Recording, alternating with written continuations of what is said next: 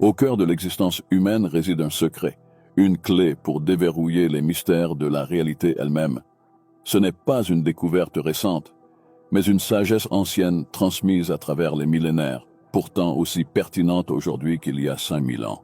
Le plan vieux de 5000 ans pour changer la réalité vous invite à un voyage extraordinaire, un voyage qui révélera non seulement le pouvoir caché en vous, mais transformera également votre façon même de percevoir le monde. Imaginez un instant tenir entre vos mains le plan de l'univers, un guide qui a été murmuré aux oreilles des mystiques et des sages à travers l'histoire.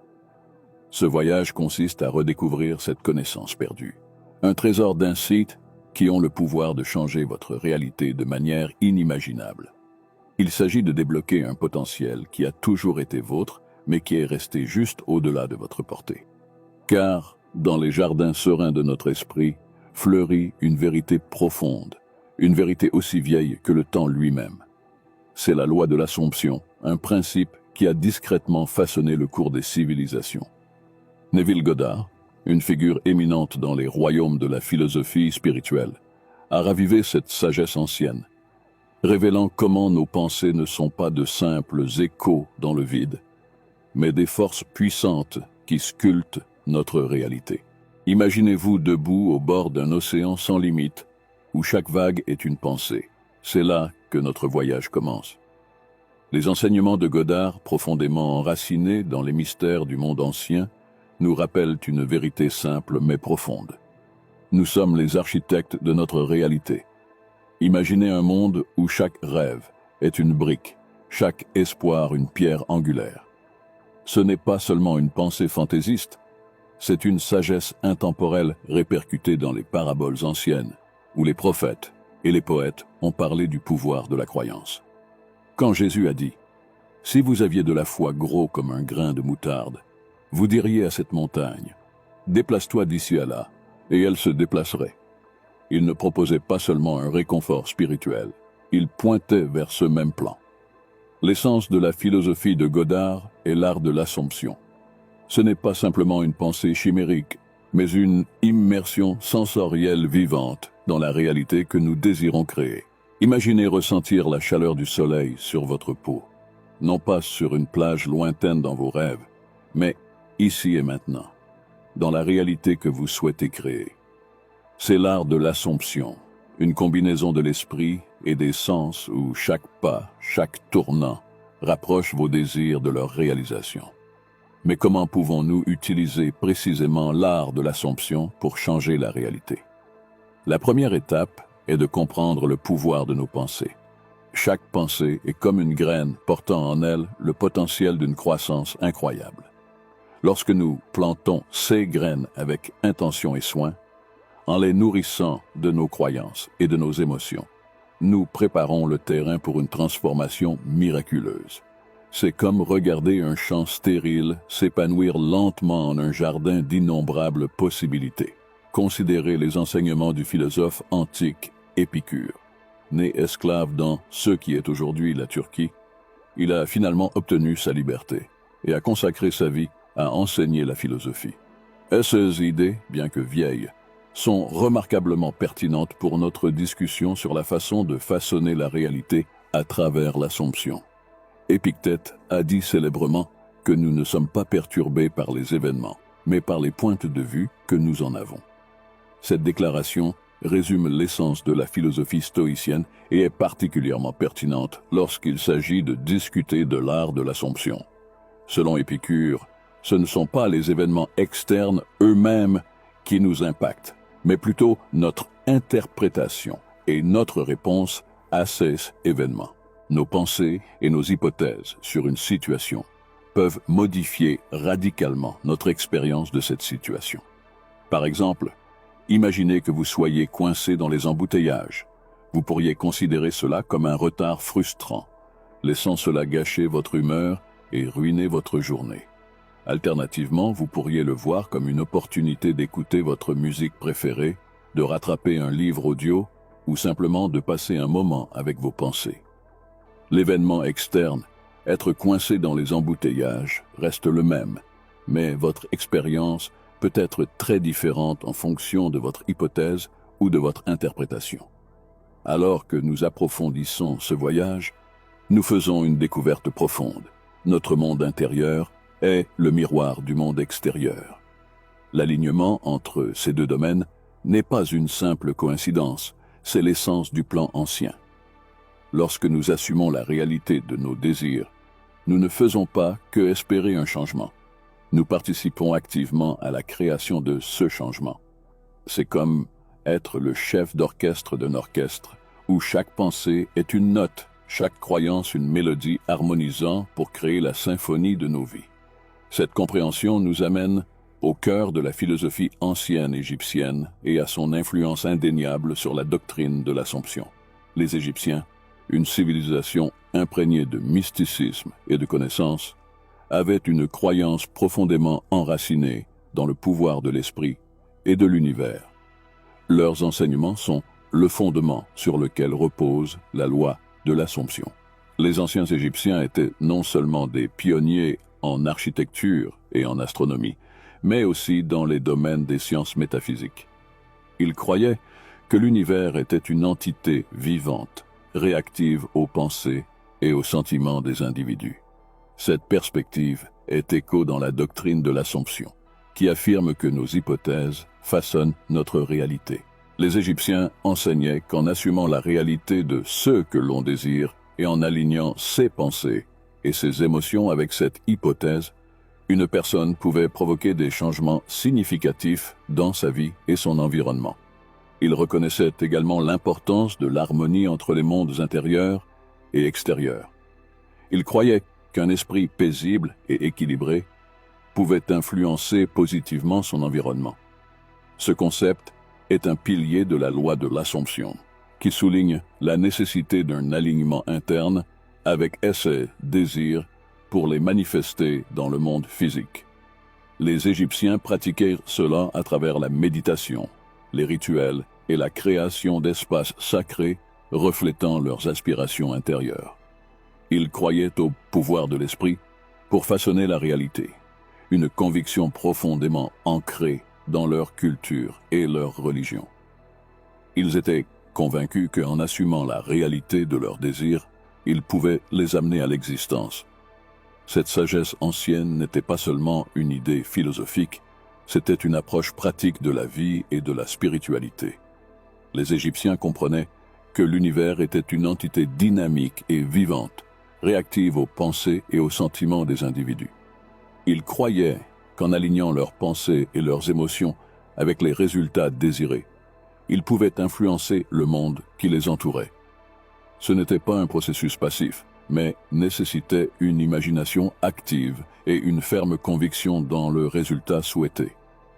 Les Égyptiens pratiquèrent cela à travers des rituels, des méditations et des affirmations, en assumant la réalité de leurs désirs comme déjà existants.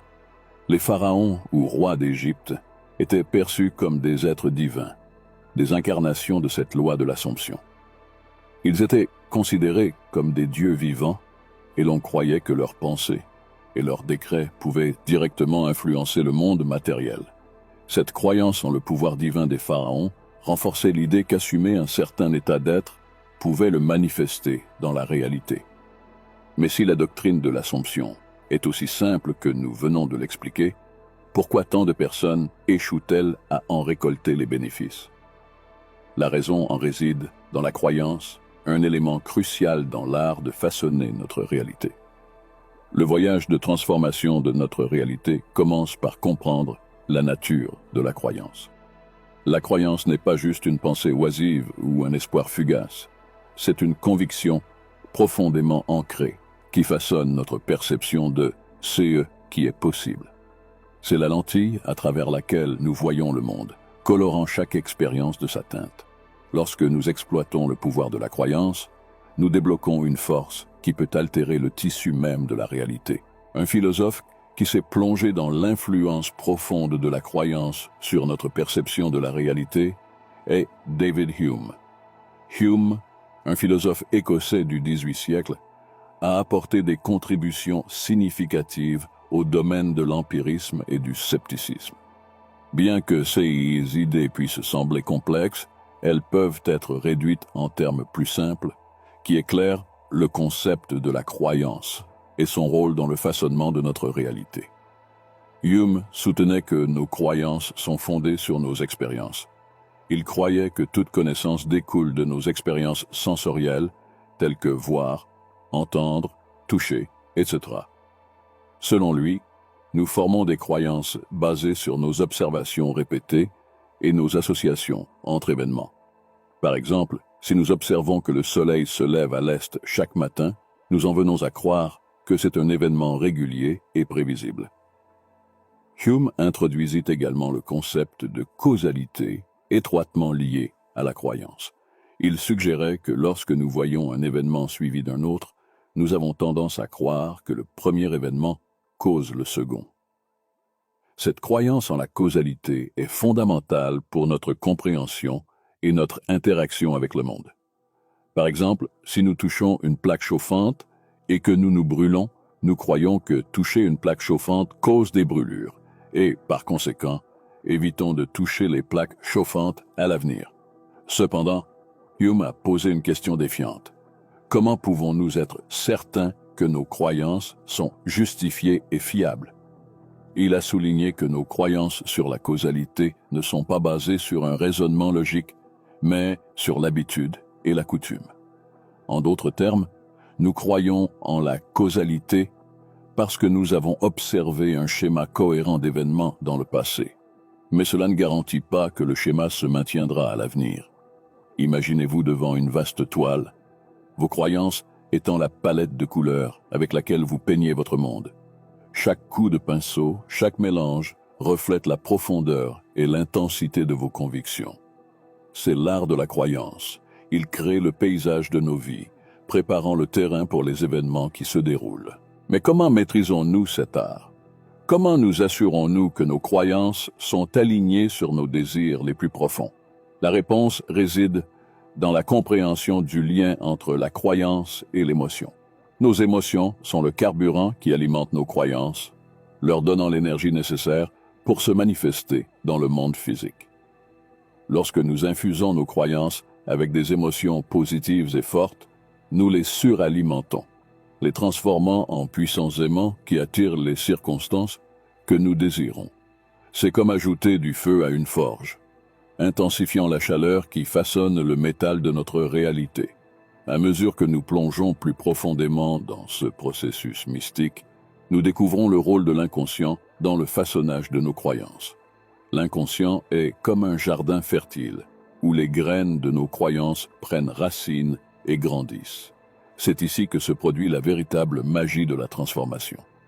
En plantant des croyances positives et enrichissantes dans notre subconscient, nous cultivons un jardin de possibilités qui fleurissent dans la réalité. Notre esprit conscient est responsable de nos décisions quotidiennes, de la pensée rationnelle et de la résolution de problèmes. Mais il ne peut traiter qu'une quantité limitée d'informations à la fois. C'est comme la pointe d'un iceberg visible au-dessus de l'eau, alors que la grande masse de nos pensées et de nos processus réside sous la surface, dans l'inconscient. L'inconscient est toujours actif, même lorsque nous ne pensons pas consciemment à quelque chose. Il stocke nos souvenirs, nos émotions, nos habitudes et nos croyances. Ces croyances sont comme la boussole qui guide notre navire, déterminant la direction dans laquelle nous naviguons.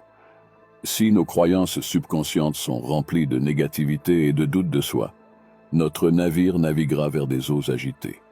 Mais si notre subconscient est rempli de positivité et de confiance en soi, nous avons plus de chances de naviguer vers des mers calmes et prospères. L'un des aspects les plus fascinants de l'inconscient est sa capacité à accepter et à croire tout ce que nous lui disons de manière répétée. Il ne questionne pas, il n'a pas de doute, il accepte simplement et agit en conséquence. C'est pourquoi il est crucial d'être conscient des pensées et des croyances que nous plantons dans notre jardin subconscient. Alors que nous cultivons notre jardin de croyances, nous apprenons également l'importance de la patience et de la persistance. Tout comme une graine ne germe pas du jour au lendemain, nos croyances mettent du temps à se manifester dans le monde physique. Nous devons en prendre soin, les arroser avec une attention continue et les nourrir avec la chaleur de nos émotions. C'est la patience de l'alchimiste qui comprend que le processus de transformation est graduel, mais que les résultats en valent la peine. Maintenant, nous rencontrons le pouvoir de la visualisation, un outil qui donne vie à nos désirs dans le théâtre de notre esprit. La visualisation n'est pas simplement rêvasser, c'est un acte délibéré de création. Lorsque nous imaginons vivement nos désirs comme déjà accomplis, nous envoyons un puissant signal à l'univers, affirmant notre disponibilité à les recevoir. C'est comme dessiner une carte qui nous guide vers notre trésor, le trésor de nos rêves réalisés. La clé d'une visualisation efficace réside dans son rituel sensoriel. Il ne suffit pas de voir une image. Nous devons nous immerger dedans, ressentir la texture de notre rêve entre nos mains, entendre les sons qui accompagnent notre succès, goûter la douceur de nos réalisations. Plus nous pouvons engager vivement nos sens, plus la visualisation devient réelle, et plus son impact sur notre subconscient est puissant. Ce n'est pas seulement une question de voir les choses dans notre esprit, c'est les ressentir avec notre cœur. C'est comme lorsque vous touchez quelque chose et que cela semble réel, ou lorsque vous entendez un son qui vous fait sourire. Lorsque vous visualisez vos rêves, vous devriez les rendre si réels que vous pouvez presque les toucher, les entendre et les goûter. L'émotion est la résonance émotionnelle. C'est le battement de cœur de la visualisation. C'est la charge émotionnelle qui donne vie et puissance à nos visualisations. Lorsque nos rêves visualisés sont associés à des émotions positives et fortes, ils résonnent profondément dans notre subconscient, renforçant notre croyance en leur inéluctabilité. C'est comme ajouter de la couleur à un dessin en noir et blanc, lui donnant vie avec profondeur et éclat. La pratique de la résonance émotionnelle consiste à aligner votre état émotionnel avec les sentiments que vous prévoyez d'éprouver lors de la réalisation de vos rêves. Si vous rêvez de succès, ressentez la fierté et la joie de ce succès dès maintenant. Si vous recherchez l'amour, plongez-vous dans la chaleur et l'affection que vous ressentirez. Cet alignement crée une puissante force magnétique attirant vos désirs vers vous. Mais ce processus n'est pas sans ses défis. Maintenir un état de résonance émotionnelle, surtout face à des circonstances contraires, nécessite discipline et persévérance. C'est comme tenir une note au milieu de la dissonance. Des doutes et des peurs peuvent surgir pour perturber votre harmonie, mais avec la pratique, vous apprenez à maintenir votre note, à rester en accord avec votre vision et les émotions qui l'accompagnent. Nous avons déjà établi que les anciens Égyptiens croyaient en la puissance de leurs pensées et en leur capacité à façonner leur réalité. Cependant, pour comprendre comment ils utilisaient la visualisation, voyageons dans le temps jusqu'au pays des pharaons. Les anciens Égyptiens entretenaient une profonde connexion avec leur environnement, en particulier le fleuve Nil, qui jouait un rôle crucial dans leur vie quotidienne. Ils observaient le monde autour d'eux et remarquaient les motifs de la nature. Par exemple, ils ont constaté que le Nil débordait chaque année, apportant un sol fertile et l'abondance à leurs terres. Cet événement annuel est devenu un symbole de renouveau et de renaissance pour eux.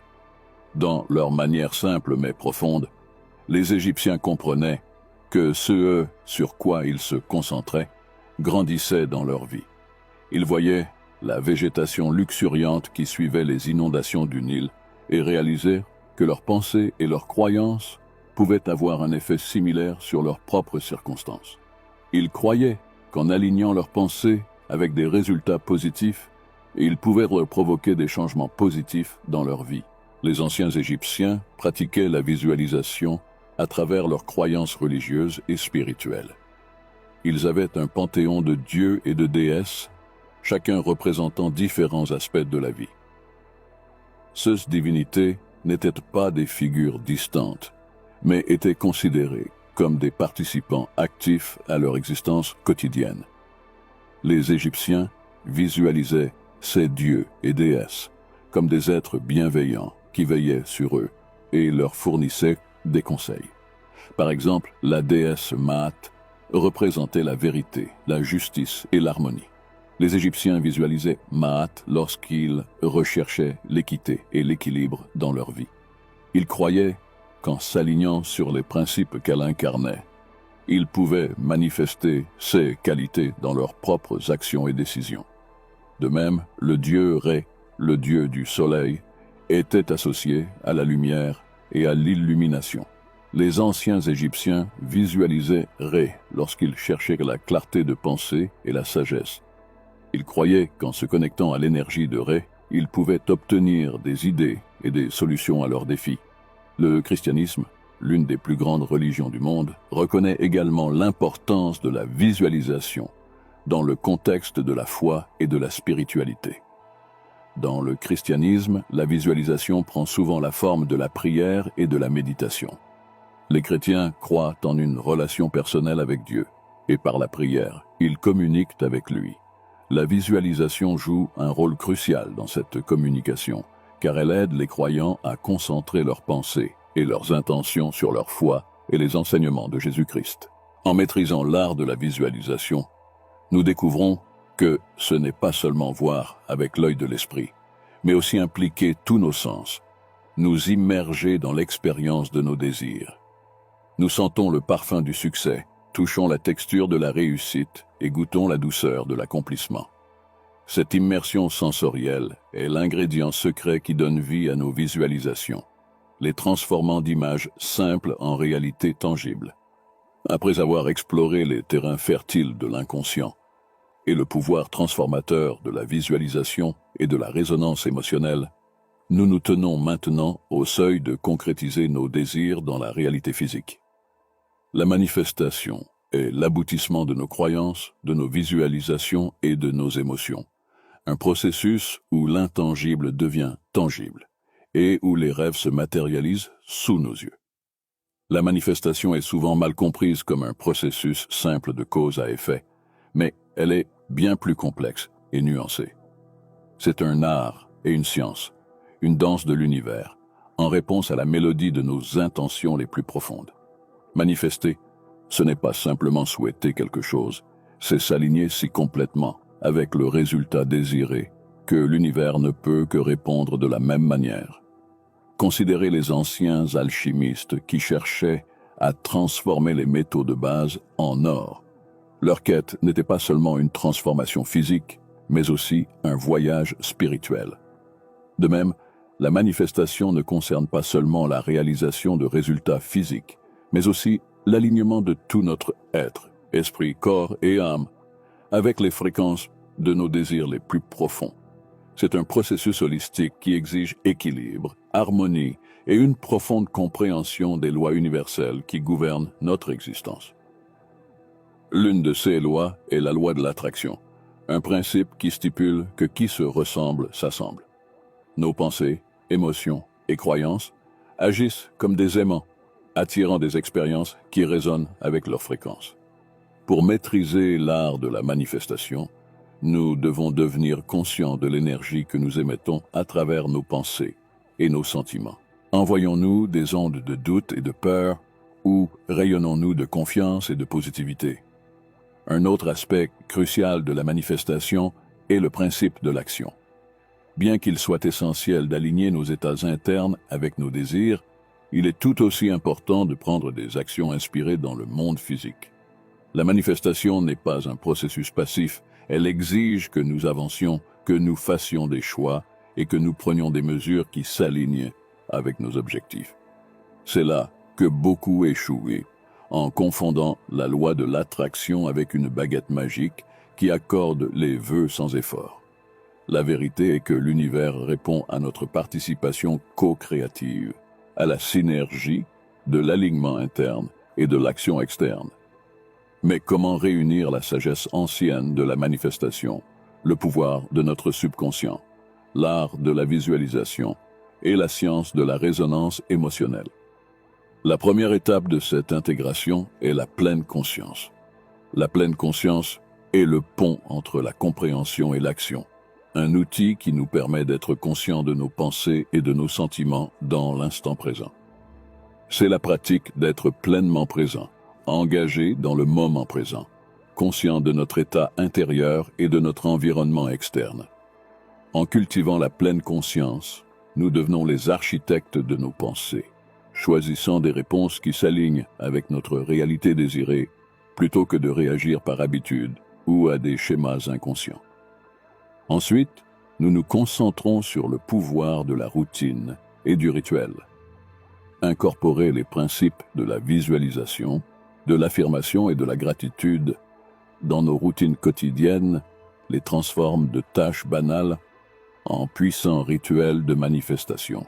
Imaginez commencer votre journée non seulement avec une tasse de café, mais aussi avec une visualisation de vos objectifs, en affirmant vos capacités et en exprimant de la gratitude pour les bénédictions de votre vie. Ce rituel ancre la sagesse ancienne dans votre vie quotidienne, transformant chaque jour en une opportunité de croissance et de manifestation. En intégrant ces pratiques, nous apprenons également à naviguer les défis de la vie moderne avec une nouvelle perspective. Les stress et les distractions de la vie contemporaine ne sont pas des obstacles à notre cheminement spirituel, mais des opportunités d'appliquer notre sagesse retrouvée. Lorsque nous sommes confrontés à un défi, nous pouvons choisir de répondre avec les principes du vieux plan, en voyant les obstacles comme des chances de renforcer nos croyances et de raffiner nos désirs.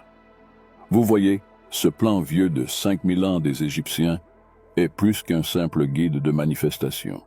C'est un appel à une vie plus consciente, plus intentionnelle. C'est une invitation à tisser la sagesse du passé dans le tissu de notre présent, à vivre chaque jour avec un but, une clarté et une joie. Alors que nous fermons ce chapitre, nous avançons dans nos vies avec un nouveau sens de l'autonomisation, prêt à façonner notre réalité avec les outils intemporels de nos ancêtres. Le voyage ne s'arrête pas là. Il évolue alors que nous continuons à grandir, à apprendre et à manifester nos désirs les plus profonds dans notre réalité quotidienne. J'espère que vous avez apprécié ce voyage. Si c'est le cas, n'hésitez pas à laisser un like et à vous abonner à la chaîne.